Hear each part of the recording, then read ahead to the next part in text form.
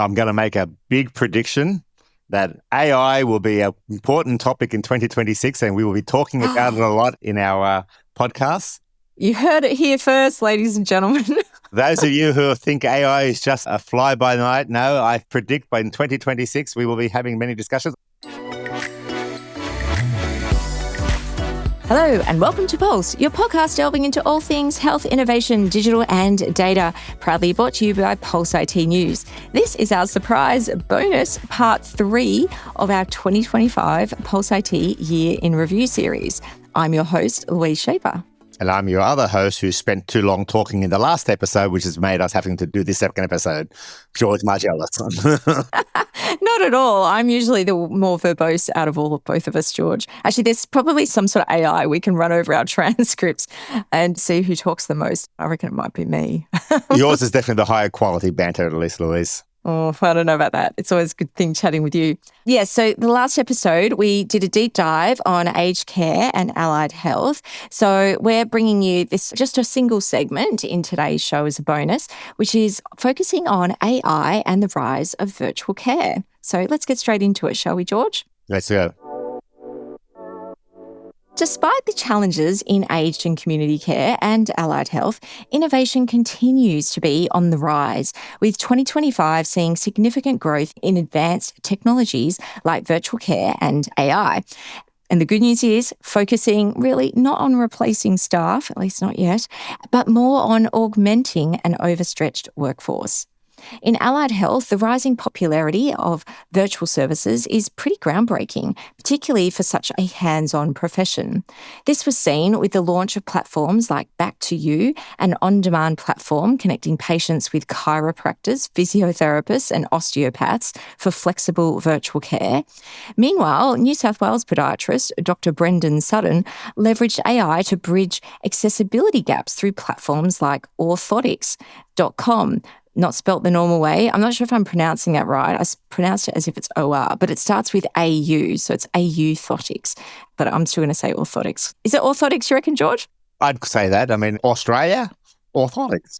Australia, mate. Okay, anyway, back to Brendan's. Brendan has created an AI and a custom avatar to replace the clinical consultation. Now, it's not a replacement for real clinicians, but for people who can't get access to care, which is a really great thing to do. So telehealth also proved vital for making outreach programs sustainable to service rural and remote areas. In aged care, trials focused on workforce efficiency and early intervention. Technologies became more sophisticated with AI-enabled pain assessment tools, falls risk dashboards, sensor-driven monitoring systems, all of them gaining traction. Virtual reality vendors, we saw more of them using VR for aged care residents to enhance quality of life, so things like travel and personalised experiences. Our friends at Silverchain, they piloted a conversational AI assistant to improve client scheduling and communication, which aimed to free up staff to focus on providing direct care. AI research also drew strong interest for dementia diagnostics and early detection. We spoke about dementia a few times on the show throughout the year. Now, the general narrative across the year was clear. AI is starting to be used to save time, reduce cognitive burden, and offer early warning signals to clinicians. And then at the end of the year in December, the Care Economy Cooperative Research Centre was launched at La Trobe University with a mission to transform the $327 billion care economy. George, when there's these infrastructure gaps, which we spoke about and highlighted some of them at least on the previous episode, there's still funding shortfalls and the reality is they're not going to be rectified anytime soon. But regardless of those structural challenges, we see innovation is happening anyway. It's just very cool. What do you think this tells us? It tells us that there's obviously a need for innovation, and those of us working in the sector recognize that we need to improve the way we deliver care to be able to provide the quality of care that Australians deserve and face we've spoken about the demographic challenge of an aging population, of the increases in costs and the increases number of solutions out there. The fact that we're still innovating in Australia, despite the fact that we're struggling to find money to fill infrastructure gaps and meet all the requirements, demonstrates that the people who deliver care are passionate about improving care, and innovation is the one way we're going to do it. Back to the end of the year, the Care Economies Cooperative Research Centre, I think, is a huge bonus for us going into 2026. Yeah. And to have the government support it. Absolutely. So I have to admit, I've known Carmela Sergi, who's their CEO, for a number of years, and we've had these discussions around this idea that we have a digital health CRC and we have a cancer CRC and we have a cardiovascular disease CRC. What we haven't thought about is a connected CRC that looks at the whole system around delivery of care. Now, economy suggests that we all take it down to the lowest common denominator of dollars and cents, but economy is more than that. It's more than just the funding models. It also includes the workforce and the whole interaction between these systems. So the use of the word economy may be a little daunting, but when you look at the care economy, it's not just the transfer of funds, and it's a transfer of skills. It's a transfer of knowledge and empathy and passion across the system. So I think it's a really important venture, and I'm really looking forward to working closer with the Care Economy CRC in the coming years to work on Australia's connected care system. We do have a connected care council. We do have still all these silos in place, but at the end of the day, the one factor they do have in common is the payment models. Understanding those payment models is critical, but also linking those payment models to outcomes and data and all those sort of things that we need to improve it are critical. So I think it says a lot of good things for Australia at the moment. Yeah, it really does. And I'm thinking there's probably still this big disconnect between the stories that Pulse+IT write about and the things that we discuss on Pulse each week with the lived reality. There's still so many facilities that still don't have digital systems. And this is not just Australia. We reported earlier on New Zealand in a previous show, like 65% of their facilities are still mostly paper-based, I think was the stat. I'm doing some work in Wales at the moment, which is fascinating, and I'm heading off there soon in person. But I'm doing this work on digital health uplift amongst the entire healthcare workforce, and they have massive amounts of variability. So there's people that are still struggling with, my facility doesn't even have a decent Wi-Fi and I don't have access to a computer regularly. And then you've got other facilities where they've got VR, virtual reality and AI and these sorts of things. Yeah, I'm hoping that even the people who are in those facilities that are still having a lower level of digital maturity know that they have an opportunity to lead change, which is coming, and they have an opportunity to lead it rather than just be those passive observers of what happens elsewhere.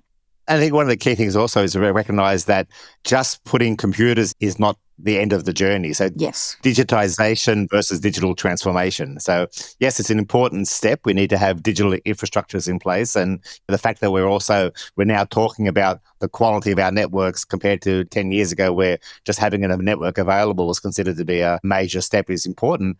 But we now have to start thinking about where to next. We've gone through the digitization journey. We've seen electronic medical records get implemented in a lot of our hospital systems. We have seen some improvement, but we've also seen some challenges. Continuing innovation, continuing improvement is critical here. And we need to think about how those people who are forgotten in this journey, the people who use the systems that are provided to them for their minimal use, enter in the data, capture the billing information, maybe even keeps a store of some of their communication. But how do we change the way we deliver care? And we're seeing this in aged care. We're seeing it with the advent of allied health playing a greater role. And we've seen this is possibly where AI will play its major role. It'll help us to take that next big leap into a connected, quality-based digital healthcare system. Yeah. And I'm loving all the examples that we talk about on the show and again are in Pulse+IT, really focusing on technology enhancing things for patients and for clinicians. So whether that's reducing emotional burden on clinicians, the burnout that so many clinicians have over the time of their career, and decreasing their frustrations on a daily basis, but also being able to help patients not only have higher quality outcomes from the care that they're receiving, but having basic access to their own healthcare information and having systems that actually enhance their experience of care as well, which is crucially important across the board, but particularly I would think in places like aged care, where people are vulnerable and need that human touch and human connection. We've had a number of patient advocates on our program over the year and a half that we've been on the air, talking about the role of the patient in this space. And this is where the digital tools enable the patients to play a much more active role. Patients, participants, consumers, there's multiple ways for them, but people who receive care need to play a much more active role in their care. And this is where we need to refine the tools. That also requires us to educate the providers about their interaction with the individuals they're delivering care to. We're taught in med school or in clinical schools that we deliver care, but the reality is we support people to go through the process. And I think that's where we really need to bring the tools into play. Yeah, yeah. And that's a lot of what Charlotte Blease talked about when she was on the show as well with her book, Dr. Bot. It's about all the ways that technology can enhance that clinical care consultation as well. I think we've done a pretty good job of curating our guests this year. We've had very impressive people on the show, and we got some real fabulous people lined up already who want to be on the show for 2026 too. We'll do our best to keep them coming. I did enjoy our discussions with Charlotte. I wasn't quite sure where that was going to go. When I first looked at her book, I thought it might have been a little bit of an anti-doctorism in there about it. But the reality is she's got some great insights into how technology can improve healthcare. And I know she'll be in Australia next year, so maybe people have an opportunity to meet her in person. She will, yes. So we will bring more details as soon as we're able to discuss them publicly. But in March, she's out in Australia on a book tour. Actually, I think she's doing some research too, but I'm going to say it's about a book tour because I think that's just super cool. And I'm going to be supporting Charlotte at a couple of events as well. So we will bring you more details so you guys can register and come along and get a signed copy of the book as well. I've got my physical copy. I'm going to look forward to meeting Charlotte and getting it signed as well. And hopefully we'll have some maybe in-person events where we can have some discussions in a nice environment to discuss some of these things. Yeah, that's a great idea. I love that. I don't know whether we're big enough yet, George. A lot of the podcasts I listen to, they're globally huge podcasts, but they actually do physical events. And so they'll record episodes of the pod live in front of an audience and take audience questions and that sort of stuff. So if there are anyone, big companies, Microsoft, Oracle, whoever, George and I can come and record live and do a really fun event in your headquarters and then broadcast it live to the world. I think we're at 56 countries now, George. Wow. So one thing I will put a proviso around that, my sons tell me there's a famous podcaster called Jake Paul who now goes into boxing ring and fights professional boxers. What? I won't do that. That ain't happening. No, let's just keep it at a talk fest, really. He has millions of viewers. Hey, maybe that's the way to go, Louise, but no, I'll draw the line at entering a boxing ring at this stage. Very good. All right, we'll have a quick break for a word from our sponsors. Hey everybody, welcome back. So briefer episode than normal because we brought you this bonus, but it was so great to continue on this conversation with you, George. Do you have any thoughts about what we might see in 2026? Well, look, I'm going to make a big prediction that AI will be an important topic in 2026 and we will be talking about it a lot in our podcasts. You heard it here first, ladies and gentlemen. Those of you who think AI is just a fly-by-night, no, I predict by in 2026 we will be having many discussions. I note that early in 2026, the CES event in Las Vegas has a digital health component. Unfortunately, I won't be attending because I'm not sure whether my social media will actually let me get into the country, but that's another story. That's a whole thing. Actually, on that, Ryan went to spend Christmas with his family in San Francisco, and it was a last-minute booking. And I was like, what? This is going to be so expensive. Nah, he used points, but not only was it very inexpensive, it was just taxes, but he also used points to apply to upgrade.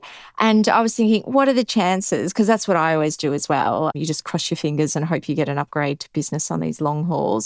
Anyway, he's so excited. He's got an upgrade to business. And then he messages me from the plane before they're taken off. Plane's basically empty. Like, America, what are you doing? We love you and we want to come and visit, but we can't. Because even if you're happy for someone to look in all your social media, you have to give them DNA and contact details for multiple family members. So what, you're going to have to ask all these people in your life, hey, do you mind if I give some of your information to the American government? Don't know what they're going to do with it. It's just crazy. But anyway, good if you are flying there because the planes are empty. So you can get your free upgrades.